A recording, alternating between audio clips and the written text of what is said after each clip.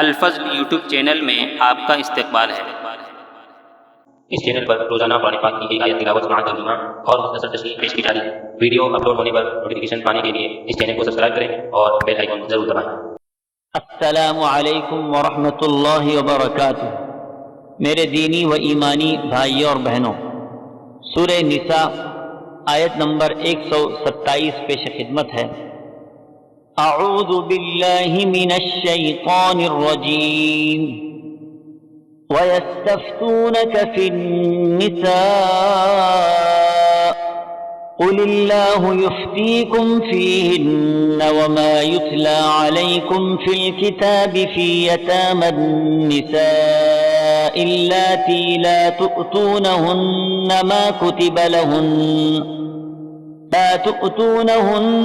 ما كتب لهن وترغبون أن تنكحوهن والمستضعفين من الولدان وأن تقوموا لليتامى بالقسط وما تفعلوا من خير فإن الله كان به عليما۔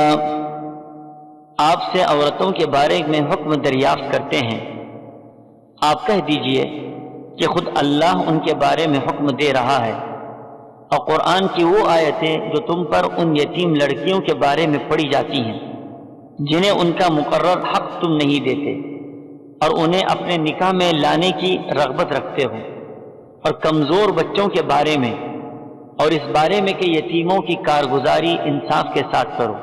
تم جو نیک کام کرو بے شک اللہ اسے پوری طرح جاننے والا ہے۔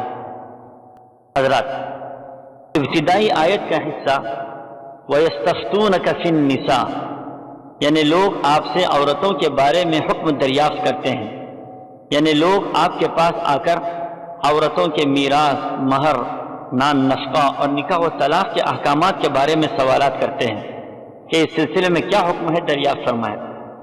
قُلِ اللَّهُ يُفْتِيكُمْ فِيهِنَّ وَمَا يُتْلَى عَلَيْكُمْ فِي الْكِتَابِ یعنی اے نبی آپ کہہ دیجئے کہ خود اللہ ان کے بارے میں حکم دریافت کرتا ہے، اور قرآن کی وہ آیتیں بھی یتیم لڑکیوں کے بارے میں حکم دریافت کرتی ہیں جو آیتیں تمہارے سامنے پڑھی جاتی ہیں۔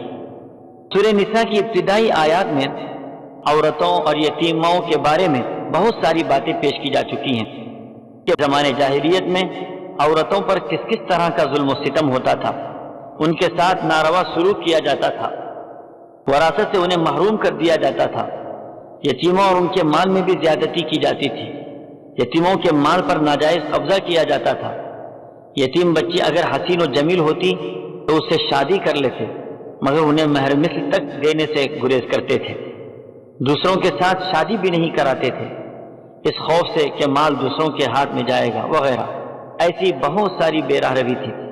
اب قرآن پاک انہیں صحیح اصول سمجھا کر اور غلط راستے سے ہٹا کر سیدھا راستہ اختیار کرنے کی ترغیب دیتا ہے۔ پچھلے احکامات کی طرف اشارہ کرتے ہوئے قرآن پاک کی اس آیت میں خطاب ہے کہ زمانے جاہلیت کے ان ظلم و ستم کو ختم کرو اور چھوٹے بڑے مرد عورت سب کو وراثت میں شامل کرو اور ان کا پورا پورا حصہ دو۔ اب کتاب اللہ کے اس حکم پر عمل کرو، یتیموں کے ساتھ انصاف کا معاملہ کرو، یتیم بچی خوبصورت ہو یا بدصورت ہر صورت میں انصاف کرو۔ آیت کے آخر میں اللہ فرماتا ہے کہ جو بھی نیک کام کیا جاتا ہے اللہ اس سے پوری طرح باخبر ہے۔ اللہ تعالی ہم سبوں کو عدل و انصاف قائم کرتے ہوئے زندگی گزارنے کی توفیق عطا فرمائے، آمین۔ وآخر دعوانا ان الحمد للہ رب العالمین۔